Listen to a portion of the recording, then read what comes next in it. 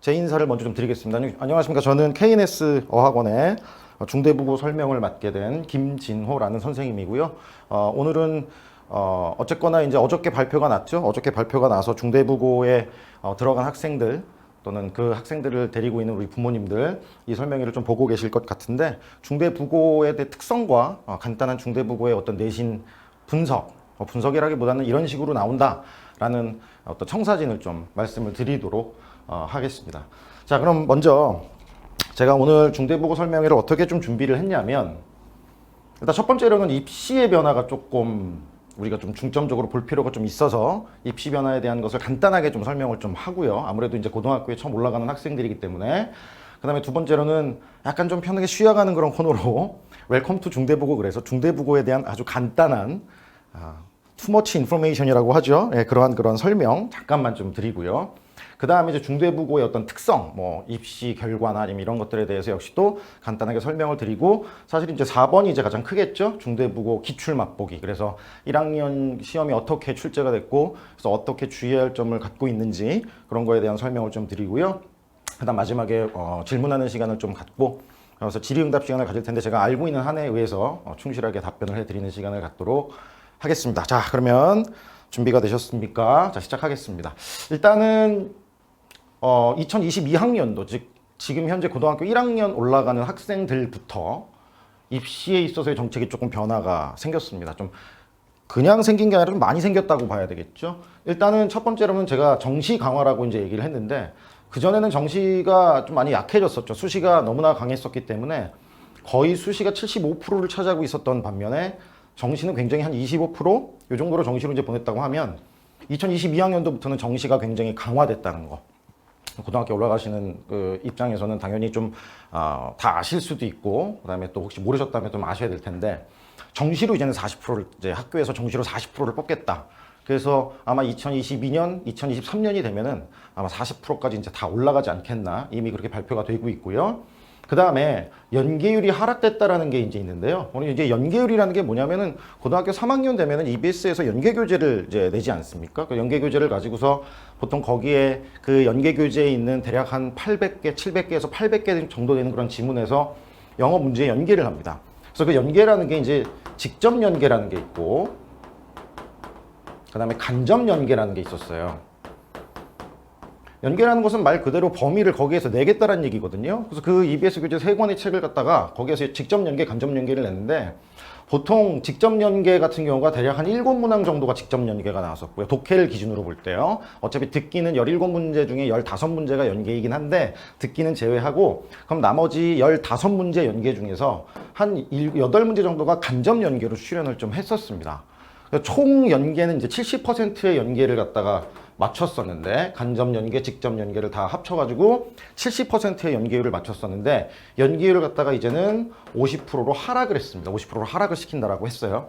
그럼 여기서 제가 볼 때는 직접 연계는 이제 사라지게 되는 거고, 간접 연계가 이제 남게 되는데, 그럼 직접 연계하고 간접 연계에 대해서 혹시나 좀 모르시는 분들도 있을 것 같아서 제가 직접 연계, 간접 연계가 어떤 의미를 가지고 있는지 잠깐만 좀 설명을 해드리면, 이런 식입니다. 그러니까 EBS 교재에 한 700개, 800개 정도 되는 어떤 그런 지문에 직접 연계라 하면, 그 지문을 그대로 수능 시험에다가 똑같이 내는 겁니다.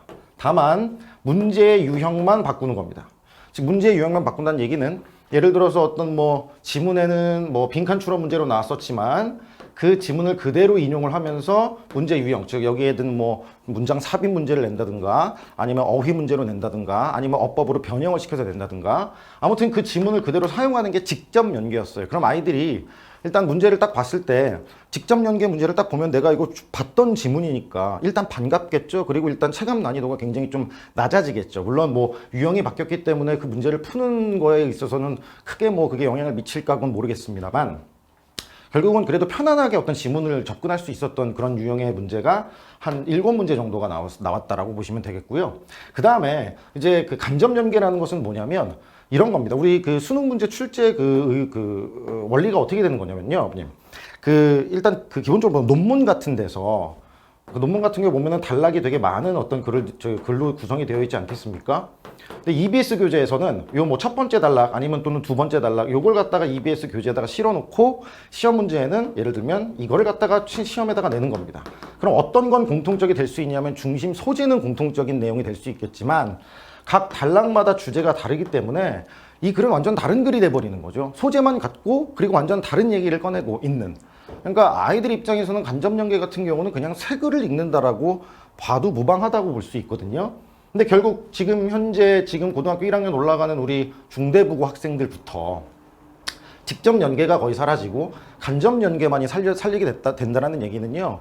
이젠 EBS 교재를 통해서 체감 난이도를 갖다가 낮출 수 있다라는 희망이 사라졌다라고 보시면 되겠습니다. 뭐 그렇다 그래서 이 50%라는 간접 연계 무시 못하겠지만요. 그리고 고3 때 되면 EBS 교재를 또 공부를 하고 뭐 후벼파겠지만 결국은 약간 그 영어가 이제는 만만치 않고 점점 더 어려워지고 있다. 절대평가 때문에 좀 이렇게 명성을 좀 잃었었던 우리 영어가 정시가 강화되면서 그리고 연기율이 이제 하락을 시키면서 이제 만만치 않게 뭐 90점만 넘으면 1등급 아니라는 어떤 그런 허황된 꿈에 빠져가지고 영어를 등한시했었던 그런 부분에서 이제 영어를 만만하게 봤다가는 큰 코 다칠 수 있다라는 그런 생각이 좀 듭니다. 그 다음에 두 번째로는 2022 정시부터 영어 영향력 강화에 주목을 갖다가 이제 했다라고 이제 얘기를 했는데 이게 어떤 얘기냐면요. 그 다음 페이지를 보시면 각 대학에서 이제 영어를 바라보는 눈이 달라졌다는 얘기죠. 여기 보시면은 2011년과 2022년에 각각의 대학에서 영어의 그 비중을 갖다가 이렇게 변형을 좀 줬습니다. 2021년까지 즉 올 대학교 들어가는 그 21학번까지는 등급 간의 격차가 굉장히 적죠. 특히 서울대 같은 경우에는 0.5포인트만 이렇게 격차가 벌어집니다. 물론 뭐 하다 보니까 1등급은 이제 점수가 깎이질 않습니다. 예를 들어서 뭐 서울대학교에서 뭐 영어에다가 100점을 부여했다 그러면은 얘가 100점이면 2등급은 그냥 99.5점인 거고요. 심지어 6등급 같은 경우도 그냥 97.5점 정도가 된다라고 생각하시면 되겠죠. 쉽게 얘기해서. 그러다 보니까 어떤 일까지 생겼냐면 2011년도에는 작년이요. 올해 말고 작년에는 영어를 6등급 맞고서도 서울대를 간 학생이 생길 정도로 영어의 변별력을 그렇게 중요하게 여기질 않았었던 거죠. 근데 연세대 같은 경우는 원래 영어에다가 변별력을 많이 줬습니다. 그래서 연세대는 영어를 잘해야지 가는 그런 학교였거든요. 보면은 1등급과 2등급 구간 차이가 벌써 5점이나 나고요. 그 다음 여긴 더 많이 나죠. 점점 갈수록 더 많이 차이가 나죠. 이때는 20점 차이 나고 막 이렇게 되는 거죠. 그래서 연세대는 그 기조를 그대로 유지를 했습니다. 근데 고려대도 마찬가지로 2001년에는 1점 차이, 그 다음에 2점 차이, 그 다음부터는 2점으로 계속 이렇게 하다가 이 간격을 이제 넓혔습니다. 그래서 1등급하고 2등급하고 벌써 3점 차이가 나게 되죠. 그럼 여기서 이 3점을 다른 과목에서 역전을 시켜야지만 학교에 합격을 할 수 있다는 그런 얘기가 나오는 거거든요. 그래서 2001년도, 22년도 우리 아이들이 고등학교 1학년이 되는 그 해부터는 그 대학교에서도 어떤 영어의 변별력을 상당히 두고 있다라는 그런 정보를 어머님께 좀 드리고 싶어서 제가 이 글을 이걸 좀 실었는데요. 보시면 아시겠죠? 이제 영어를 만만하게 봤다가는 정말 큰 코 다치는 그런 현실이 다가오게 됐다는 것을 우리가 알 수가 있습니다. 이런 식으로 좀 입시의 변화가 굉장히 좀 큰 어떤 그런 와중에 우리 고등학교 1학년이 된 우리 중대부고 학생들 어머니께서는 굉장히 좀 걱정이 좀 많으시겠죠? 그래서 너무 그렇다고 걱정만 하지 마시고 저희 KNS는 이런 모든 것들을 다 잘 성공할 수 있게 키우려고 노력을 하도록 하겠습니다. 자, 이렇게 해서 입시의 변화 조금 심각한 얘기를 좀 해드렸지만 입시가 이렇게 크게 변화하고 있다는 것과 함께 그러면 이제 본격적으로 중대부고에 이제 우리가 네, 그렇습니다. 완전히 반영이 다릅니다.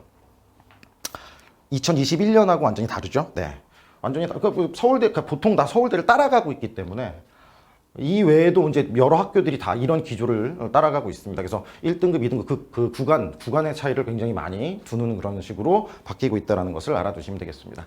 자, 그러면 중대부고에 대한 얘기를 좀 해보죠. 우리가 뭐 입시야 중대부고뿐만 아니라 다른 고등학교에도 다 이렇게 적용이 되는 부분이기 때문에 우리 중대부고 지금 발표 아니겠습니까? 중대부고에 대해서 제가 어머니에게 조금 본격적인 얘기를 꺼내기보다는 일단 중대부고 전경을 한번 좀 보고 가시라고 제가 사진을 갖다가 이렇게 했습니다. 그래서 중앙 중대부고라고 써 있고요. 이거 뭐 가까이서 보신 분들도 있겠지만 저도 지나가다가 학교 이름만 좀 봤었는데요. 중대부 교훈이랍니다. 제가 홈페이지에서 중대부 중앙대학교 부속 고등학교이기 때문에 역시 중앙대학교의 마크를 사용하고 있는 그래서 뭐 교훈은 이렇게 윤리 도덕을 알고 타인에게 아량을 베풀고 어두운 곳을 밝히는 등불이 되자. 굉장히 좀 좋은 말들을 교훈으로 새겼습니다. 그 다음에 교목입니다. 이거는 학교에 상징되는 나무, 은행나무라고 얘기를 하네요. 그래서 은행나무의 어떤 의미가 학문과 배움을 상징하는 나무라고 해가지고 중앙대학교, 중대부고 교목이라고 합니다. 그 다음에 교화, 학교를 또 상징하는 꽃이 되지 않겠습니까? 개나리랍니다. 역경 속에서도 강인함과 번식력을 자랑한다. 그래서 학교, 제가 이거 잘 모르시잖아요, 그죠, 솔직히. 그래서 여기 시간이라도 한 번쯤은 그렇구나 라는 투머치 인포메이션을 솔직히 넘어가겠습니다. 자, 이제는 중대부고의 그런 특성 두 번째로는 중대부고는 1934년 4월 15일에 시작을 했고요. 학생 수는 남녀공학입니다. 남녀공학이라서 남녀공학 뭐 같은 반 아닙니다. 남자 반 따로 여자 반 따로 이렇게 돼 있는데 실제로 학생 수가 조금 적습니다. 타 학교에 비해서 학생 수가 좀 적어요. 그래서 대략 한 1000명 초반대를 갖다가 기우고 있고, 그러다 보니까 학급 수도 뭐 다른 학교는 14반 뭐 15반 이렇게 가기도 하지만 중대부고는 12학급을 유지를 하면서 중대부고는 신기하게도 문과가 조금 많습니다. 그래서 문과가 8개 반으로 구성이 되어져 있고 이과가 4개 반으로 구성이 되어져 있는, 교원 수는 뭐 이렇게 돼 있고, 뭐 중대부고라 보니까 중앙대 출신들이 많다라고 합니다. 학생 남녀 성비를 보니까 지금 현재 남학생이 한 4, 그 다음에 여학생이 6, 요렇게 지금 돼 있습니다. 요게 의미하는 바가 좀 뭐가 있냐면, 여기에 뭐 이제 우리 남학생을 자제분으로 데리고 계신 어머님도 있을 수도 있겠지만, 조금 죄송한 말씀이지만 내신을 준비함에 있어서 남학생이 유리할까요? 아니면 여학생이 유리할까요? 무슨 성별로 나누는 자체가 조금 좀 문제가 있다라고 좀 생각을 하지만, 일단 기본적으로 어떤 공부에 접근하는 어떤 그런 스타일, 뭐 저도 남자이기 때문에 저도 그런 식으로 접근을 좀 했었는데, 내신이라는 것을 우리가 꼼꼼함과 그 다음에 집요함을 좀 이렇게 요구한다고 한다면 아무래도 여학생이 내신에는 조금 더 강합니다. 그래서 실질적으로도 1등급 안에 있는 비율이 여학생이 좀 더 많다라고 보셔야 되고요. 그래서 한간에는 뭐 그런 얘기가 있죠. 내신을 잘 따고 싶으면 중대부고를 가라. 여자들이요. 내신을 잘 따고 싶으면 중대부고를 가라. 왜? 남자애들이 밑에 깔아주니까. 이런 얘기도 좀 있는, 뭐 장난삼아 하는 얘기지만, 여기 좀 또 부모님들 기분 나빠하시는 부모님도 있을 것 같아서 제가 좀 우려가 되는데요. 아무튼 뭐 이런 식의 구분이 좀 돼 있고, 아까 제가 입시에 대한 얘기를 좀 했었고 또 정시에 대한 부분에 얘기를 좀 했지 않았습니까? 그래서 그 부분에서 올해 굉장히 고등학교 1학년 올라가는 학생들부터는 정시가 굉장히 좀 강화되고, 그다음에 학교별로 이제 영어에 대한 어떤 변별력, 즉 그 영어에 대한 간극별의 그 격차가 굉장히 좀 커진다. 그래서 좀 심하게 말씀을 드리면 아마 한 3등급까지 맞아도 아마 좋은 대학교에는 가지 못한다. 즉 2등급은 기본으로 맞아야지 좋은 대학교에 갈 수 있다라는 걸로 좀 결론을 좀 지면은 좋겠습니다. 그래서 영어가 강화된다라는 거와 함께, 그 다음에 굉장히 좀 쓸데없는 것 같았지만 제가 중대부고 전경과 그 다음에 뭐 교목 또는 뭐 교훈 이런 것도 해주고, 그 다음에 또 제가 맘 같아서는 교과도 좀 알면 교과를 좀 불러드리려고 했는데 교과는 안 나와 있더라고요. 자, 그래서 중대부고에 대한 소개도 좀 드렸고요. 다시 입시 결과를 좀 보시면요. 일단 아무래도 이제 보통 학교들이 서울대를 입시 결과로 많이 이제 비교를 좀 많이 하기 때문에 제가 서울대 입시 결과만 이렇게 나왔을 때 명수는 요 정도입니다. 그러면은 어머님들이 조금 명수가 왜 이래? 라고 일단 느낌을 가질 수도 있겠지만은 아까도 말씀드렸듯이 중대부고는 다른 학교보다 인원이 그만큼 적잖아요. 그래서 어떤 절대적인 수치를 우리가 좀 보면 안 될 것 같고요. 상대적인 수치를 좀 봐야 될 것 같습니다. 그래서 물론 뭐 다른 학교에 비해서 서울대 입시 결과가 보통 명수로는 별로 안 좋다? 근데 2016년에는 15명이나 보냈었고요. 그 다음에 뭐 10명이 좀 되었으면 좋겠지만 2020년에는 9명을 갖다가 보냈었고, 물론 다른 학교보다도 학급수가 적다라는 거. 그래서 퍼센트로 보면은 아마 그렇게 실망스러운 결과는 아니지 않겠나라는 그런 생각이 좀 듭니다. 그리고 전반적으로 이제 비단 뭐 서울연고대뿐만 아니라 어떤 그런 뭐 인서울에 있는 그 주요 대학교 같은 경우에는 중대부고가 잘 보낸다고 제가 알고 있습니다. 그 다음 좀 보겠습니다. 그래서 2020년도하고 2019학년도 작년과 재작년에 이 중대부고가 얼마나 많은 학생들을 보냈는지에 대한 얘기를 좀 여기다가 서울연고대 스카이대학교를 한번 좀 써봤는데요. 이거 아까 얘기했듯이 서울대는 올해 작년에 9명을 보냈고요. 수시, 그 다음에 정시 비슷하게 보냈습니다. 그 다음에 연세대 16명 보냈는데 역시 수시하고 정시 굉장히 비슷하게 보냈죠. 그 다음에 고려대 15명, 수시하고 정시 약간 정시가 조금 떨어지지만은 그래도 많이 수시하고 정시 어떤 그런 간극이 많이 좀 줄어들었다라고 볼 수가 있습니다. 2019학년 학년도를 보시면 비교해 보시면 확실히 뭐 연세대는 정시를 훨씬 더 많이 갔다 하지만 특히 고려대 같은 경우에는 정시보다는 수시에서 아주 많이 보냈었던 그런 결과가 나오죠. 진학 성과를 총평을 했는데 일단은 기본적으로 스카이대학교 40명 합격했다. 아까 여기 합치면 40명이 되지 않겠습니까? 그래서 40명 합격했다. 그 다음에 두 번째로는 의학계열 합격생이 29명이었다. 딱 수시 11, 이거 숫자 하나가 지금 줄었네요. 그죠? 수시 15, 정시 15, 뭐 수시 14, 정시 15 이런 식으로. 그 다음에 서울 주요 12개 대학에 208명, 의학계열 포함 시에는 237명. 그러면 뭐 300 한 초반대라면은 한 100여 명 빼고는 다 서울 주요 대학교에 진학을 시켰다라고 보면 되고요. 이거는 중대부고에서 이제 자기들이 이제 총평을 한 것이기 때문에 조금 유리하게 표현을 하셨겠죠. 여기 그 입시를 담당하고 계신 분께서 2020학년도 진학 성과에서 서울 12개 대학 및 의학계열 포함 수시 합격생이 총 124명, 그 다음에 정시 합격생이 113명, 이 중에 의학계열을 제외하고 대부분 재학생 합격자 수가 졸업생 수보다 월등히 많았다. 즉 재수생 말고 재학생들의 그 대학 진학률이 상당히 높았다라고 본인들은 굉장히 만족하면서 이렇게 평가를 내렸답니다. 자, 어쨌든 중대부고 그렇게 나쁜 학교 같진 않습니다. 아무래도 사립학교이다 보니까 재단도 좀 빵빵할 것이고, 그 다음에 선생님들에 대한 어떤 그런 그 교육도 굉장히 잘 하고 있고, 그 다음에 뭐가 더 좋으냐면은 어떤 학생들과 또는 학부모님들과의 어떤 소통, 특히 이번에 코로나 때문에 굉장히 좀 어수선했던 작년에도 그런 소통 창구를 잘 열어가지고 많이 이렇게 부모님들하고 소통을 하면서 수업을 진행을 했다라고 뭐 그렇게 나와 있었습니다. 자, 넘어가 볼게요. 자, 그리고 이제 중대부고를 가시게 되면 이제 영어로 이제 우리 쪽에 좀 압축을 더 해가지고요. 이제 우리가 영어학원이니까 영어 쪽으로 압축을 해서 중대부고로 가면 고1, 고2, 고3 과정에 제가 영어만 이렇게 좀 짜집기를 했습니다. 일단은 뭐 1학년 때는 다 공통 영어를 배웁니다. 그래서 이거는 이제 그 기준 단위가 되고 여기는 거기에서 하는 실행 단위가 되는데요. 일단 고등학교 1학년 때 역시 4단위, 그 다음에 고2 때도 4단위, 고3 때는 5단위 이렇게 되는데 여기 보시면은 일단 뭐 요게 좀 중요하겠죠. 뭐 중요하다기보다는 일단은 1학년 때는 모든 다 대부분의 학교가 다 그렇습니다. 공통 영어를 갖다가 책 한 권을 배우고요. 그 다음에 2학년 1학기 때는 영어 1, 그 다음에 2학기 때는 영어 2를 갖다가 배우기 때문에 1학년보다는 2학년 때가 좀 더 두 권의 책을 배운다고 보시면 되겠죠. 그러면 이제 범위수도 많아지고 당연히 지문 길이도 많아지고 더 어려워진다라고 보시면 되겠습니다. 1학년을 기준으로 봤을 때는 일단 교과서는 YBM 한상호, 여기 두 개라고 적은 거는 제가 좀 정보를 좀 풍성하게 적었어야 되는데 과가 두 개 과가 들어간다는 겁니다. 그러니까 예를 들어서 뭐 중간고사 1, 2과, 그럼 기말고사는 3, 4과, 그래서 교과서는 두 개 과가 들어간다고 보시면 되겠고, 그 다음에 이 중대부고의 특성은 이제 부교재와 모의고사가 들어간다는 겁니다. 일단 부교재는 EBS에서 나온 올림포스 독해 유형, 어쩔 때는 1이 들어갔었는데 이제 작년을 기준으로는 2가 들어갔거든요. 그거는 올림포스 독해 유형 2가 들어갔다는 얘기는 고등학교 2학년 지문을 달아놓은 교재이기 때문에 1학년 때부터 2학년의 독해 수준을 요구하는 그런 부교재를 선택했다라고 보시면 되겠습니다. 시험 범위가 좀 이제 나오는데요. 제가 이거는 조금 판서를 좀 해야 될 것 같은데, 일단 뭐 교과서는 두 개 과입니다. 그럼 교과서 내용 자체는 보통 크게 뭐 많지는 않습니다.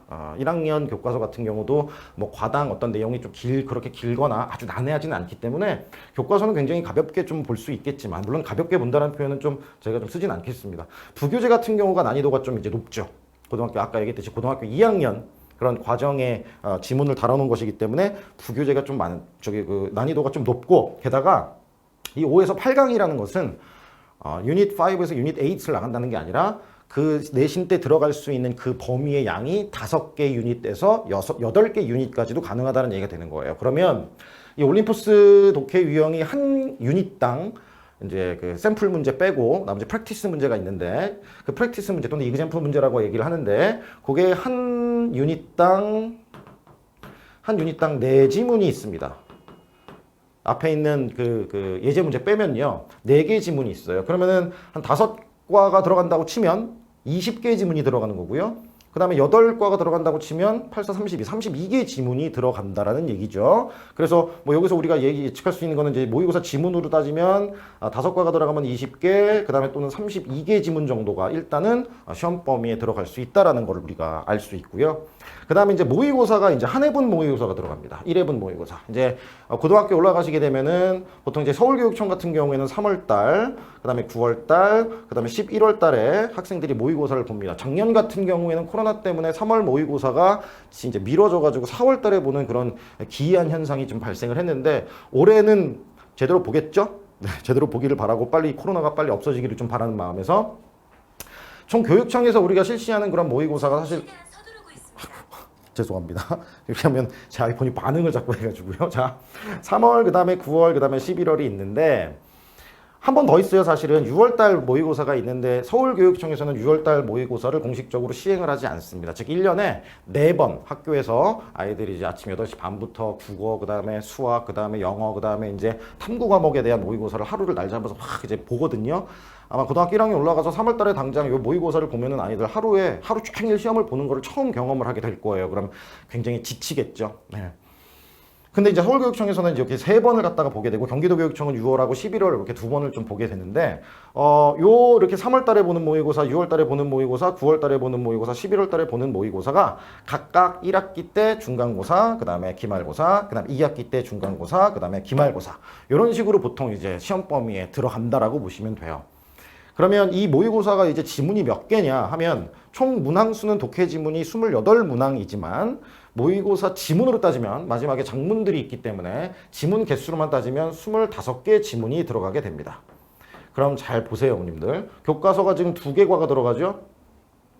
보통 교과서 한 과가 보통 모의고사 지문에 3개 분량 정도 또는 뭐 그 정도 합쳐놨다고 보시면 되거든요.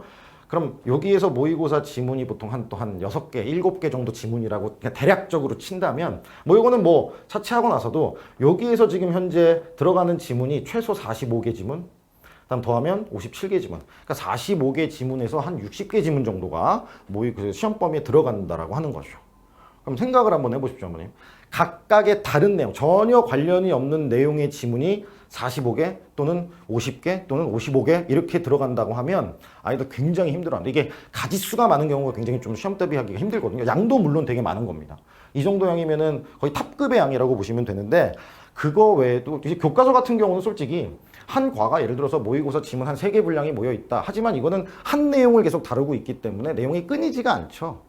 근데 모의고사 같은 경우는 내용이 각각 다 다르잖아요. 각각 다른 소재를 가지고 각각 다른 주제를 갖다가 얘기하고 앉아 있으니 애들 입장에서는 정말 너무나 많은 글들을 읽어야 된다라는 느낌이 들고 일단 부담감이 굉장히 많이 가지게 됩니다. 그래서 일단은 굉장히 이제 그 양이 많다. 그래서 시간적인 부분이나 이런 부분에서 많이 부족할 수 있다라는 것을 좀 말씀을 드립니다. 예, 일단은 뭐 그런 특성을 가지고 있고 1학년 때 되면 이런 식의 시험 범위가 나올 수 있다라는 거 정보를 제가 좀 제공해 드리고요. 자, 그 다음에 보니까요, 중대부고 내신의 특성을 갖다가 제가 또 여기다 다 다뤄놨는데요.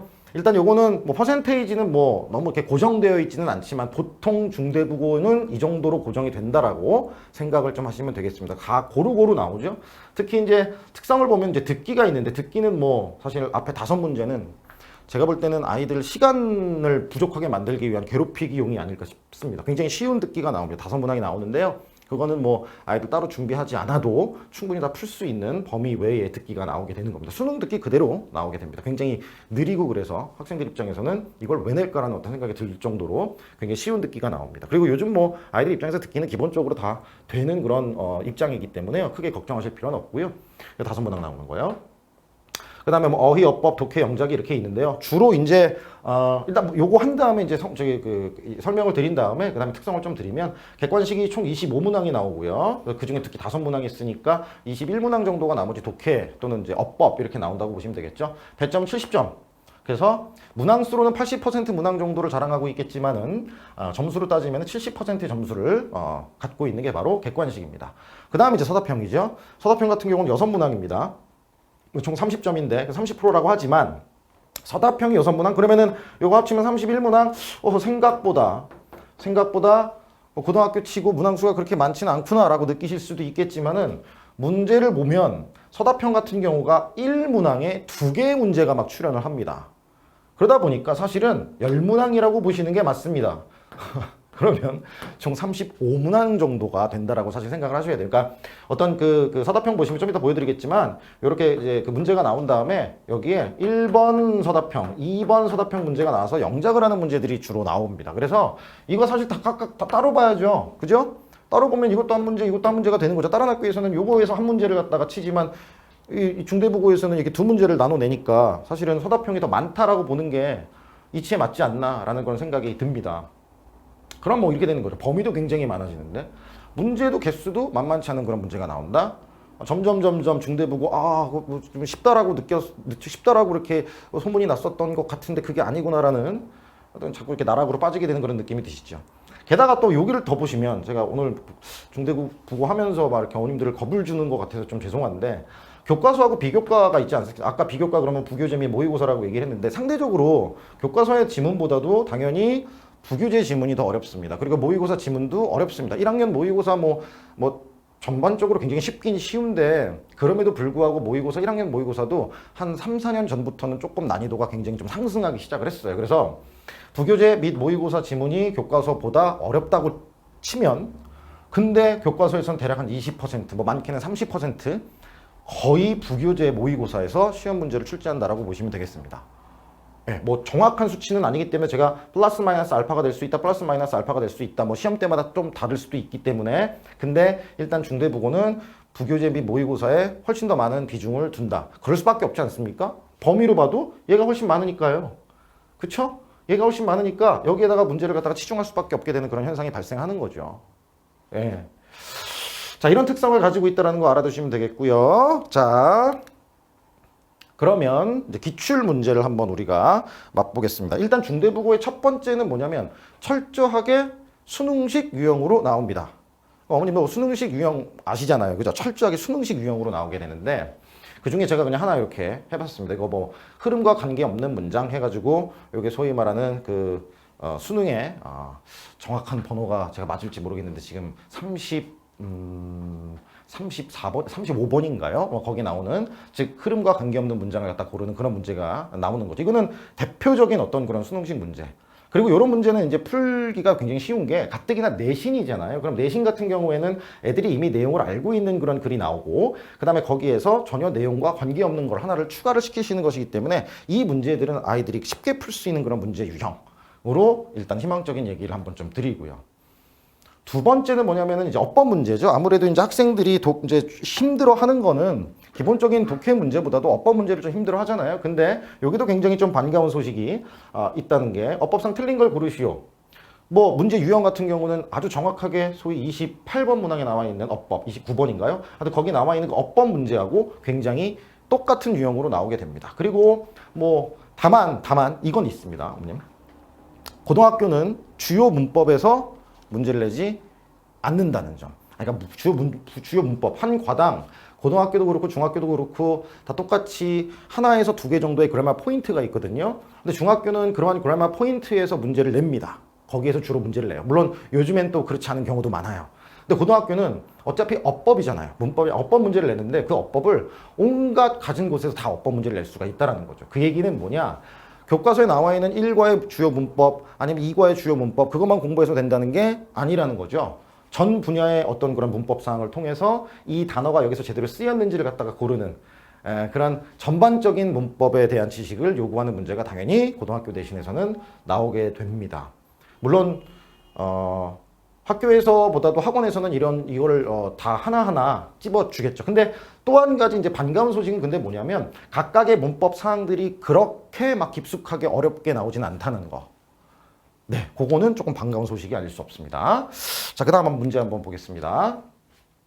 자, 요거는 이제 뭐냐면 두 번째 어법 문제를 갖다가 제가 또 준비를 했는데 이제 아이들이 가장 힘들어하는 게 바로 이런 부분이죠. 어법상 틀린 부분이 있는 문장을 고르면 그랬습니다. 근데 지금 아까 문제와 비교를 했을 때는 아까는 보기가 나와 있잖아요. 그죠? 주어진 보기를 갖다가 줍니다. 그래서 뭐 서라운디드가 제대로 쓰였는지 아니면 서라운딩을 써야 되는지 이게 뭐 동사 자리인지 그런 거를 요구하는 그런 문법. 2번 같은 경우 조금 어렵게 뭐 전치사 플러스 목적격 관계대명사 그 부분을 갖다 다뤘었는데 얘는 이 12번 문제 같은 경우에는 소위 범위가 없지 않습니까? 그냥 이 한 문장을 보고서 여기서 틀린 거 있으면 골라 이렇게 문제를 지금 냈단 말이죠. 이 문제 유형이 이제 어떤 문제 유형하고 똑같냐면 그래서 제가 이제 참고를 하라고 좀 실어놨는데 이게 소위 말하는 탭스에 나오는 문제 유형하고 상당히 똑같은 유형의 문제이죠.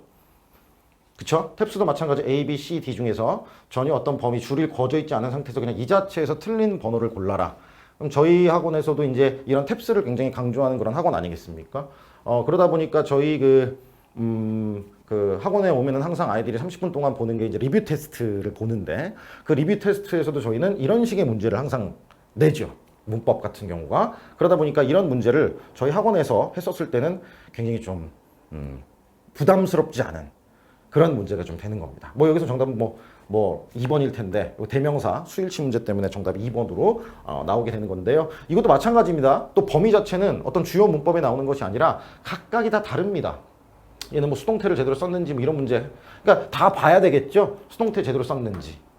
그렇죠? 그다음에 여기서 뭐 수일치 제대로 썼는지. 그다음에 또 여기 문제에서는 여기 동사 자리 동사를 제대로 썼는지. 그렇죠? 그다음 여기 문제에서는 보니까 뭐 요 문제가 좀 어려웠을 것 같은데요. 여기 뭐 목적격 관계대명사 자리가 나왔고 그럼 여기에 목적어를 갖다가 지금 없는 이런 지문. 그다음에 똑같은 거 가지고서 수동태를 제대로 썼는지 굉장히 난해한 어떤 그런. 그리고 전반적인 문법 사항을 다 요구하는 그런 문제가 나오는 게 고등학교 어법 문제라고 보시면 되겠죠.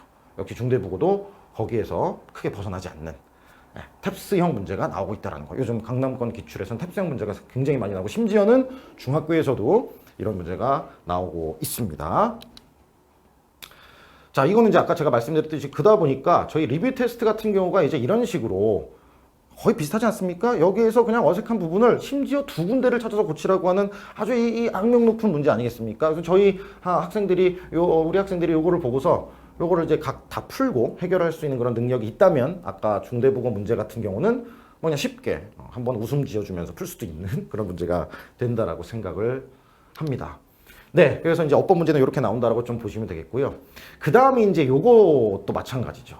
다음 글을 읽고 문장의 흐름에 어색한 한 단어를 찾아 알맞게 수정하시오. 보통 어휘 문제라는 것도 수능에 나오는 수능형 어휘 문제라는 것도 5개 보기를 줍니다. 그래서 반대되는 뜻이 들어가야 되지 않겠느냐라는 보기를 5개 주고서 그 중에 하나 틀린 걸 갖다 골라라라는 게 정상적인 수능형 어휘 추론 문제라면 얘는 역시 마찬가지로 지금 범위를 주지 않았습니다. 그럼 읽고서 이 각각의 단어들의 반대의 뜻이 들어가는 단어가 반대되는 단어가 들어가야 되지 않겠느냐. 뭐 예를 들면은 여기 뭐가 있을까요? 여기 more than이 아니라 less than이 들어가야지 맞는 거 아니겠느냐. 여기 뭐 decrease 나오고 그다음에 막 increase 나오고 막 이러니까 막 줄었다가 늘었다가 이런 것들이 있잖아요. 거기에 뭐 decrease 대신에 increase가 들어가야 되지 않겠느냐. 여기 막 있지 않습니까? 그죠?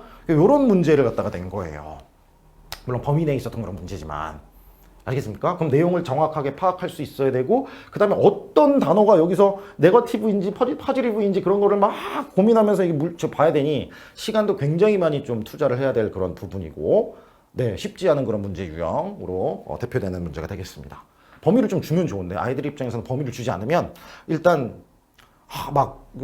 모든 걸 다 내가 생각을 해내야 되니까 긴장부터 확 오고 그다음 문제를 봤을 때 벌써 겁을 확 먹게 되죠. 쉽지 않은 문제였어요.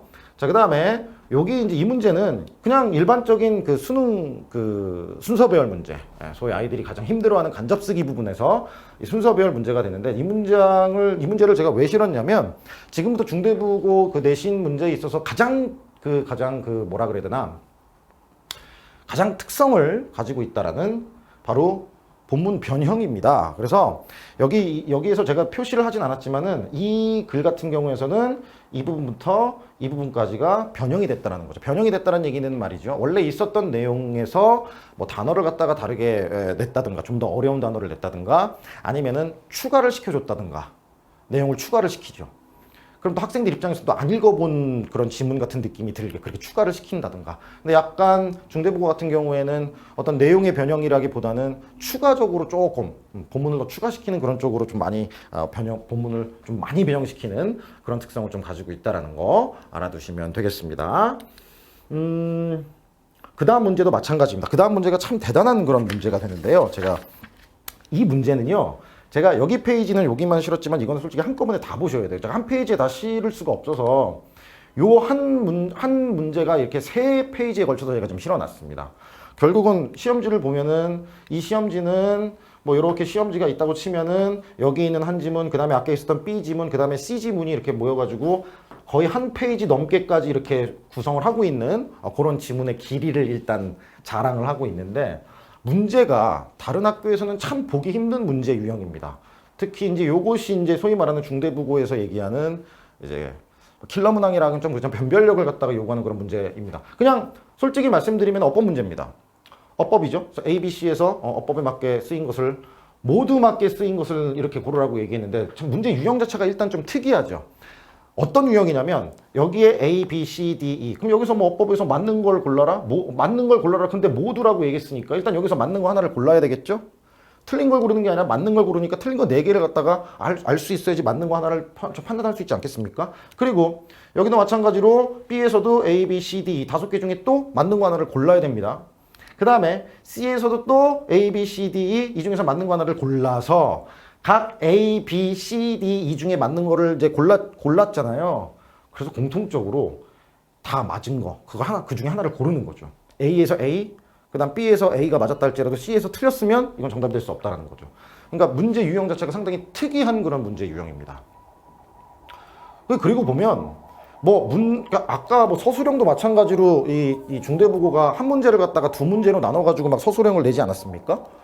얘도 마찬가지예요. 솔직히 문제는 한 문항이지만 이 어법 문제로 보면 벌써 세 문제가 나온 거랑 거의 뭐 일맥상통한다라고 보겠죠. 그죠? 왜냐하면 보통 어휘 문제가 이런 식으로 넘어갔나요? 이런 식으로 한 지문을 주고서 5개 중에 하나를 갖다 고르라는 그런 문제가 나오니 얘 총 보기 개수로 따지면 15개 보기가 나온 거거든요. 그럼 결국은 어법 문제 3문제 나온 거와 거의 동일하다고 우리가 판단을 해야 되는 그런 문제. 여기에서 이제 많이 이제 틀렸고, 게다가 또 중요한 건 뭐냐면 이것도 여기부터 그 다음에 여기까지 이 브리튼부터 마지막 메모리까지가 변형이 된 겁니다. 변형. 그러니까 주어진 보기와 똑같이 나오지, 주어진 지문과 똑같이 나오지 않았다라는 것이죠. 그리고 여기 두 번째 지문에서도 여기 있는 요 앞에 있는 문장이 변형이 돼서보다 추가가 돼서 나왔다라는 거.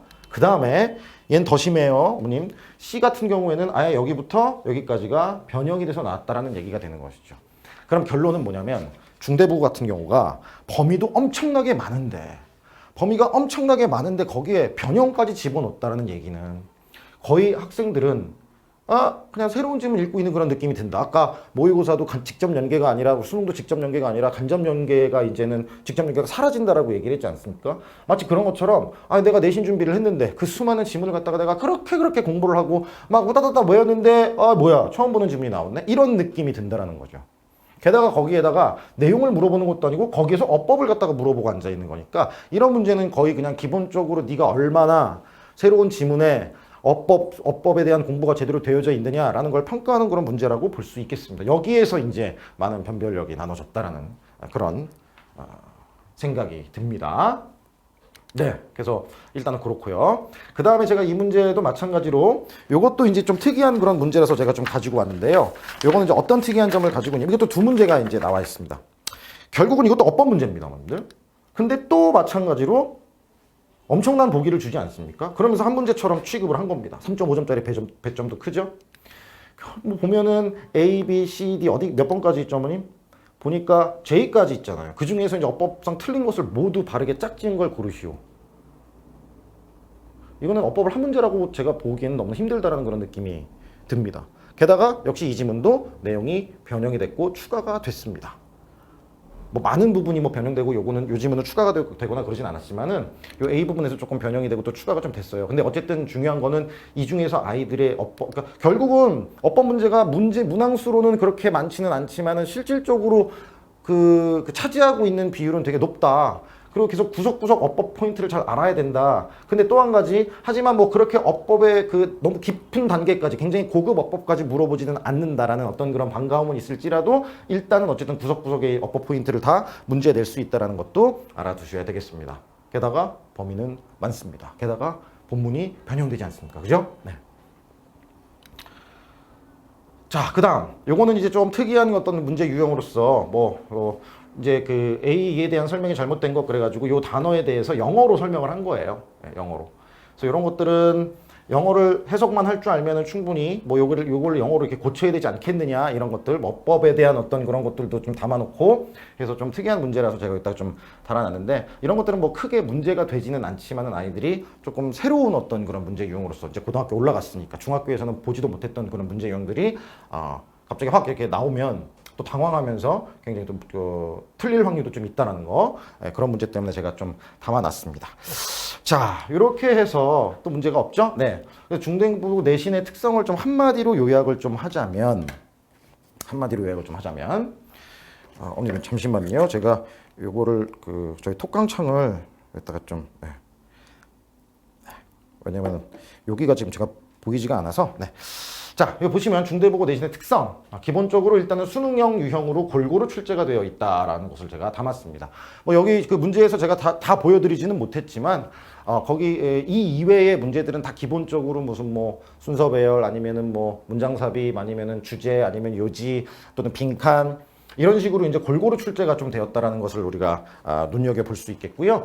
그 다음에 2번, 뭐 제가 말씀을 드렸지만 일단 어법 문항수 같은 경우는 많은 것 같진 않지만 문항당 물어보면 어법의 보기가 굉장히 많기 때문에 결국은 전 부분의 어법을 고루 공부해야 하는 어떤 그런 약간의 부담스러운 부분이 될 수 있다는 거 알아두시면 되겠고요.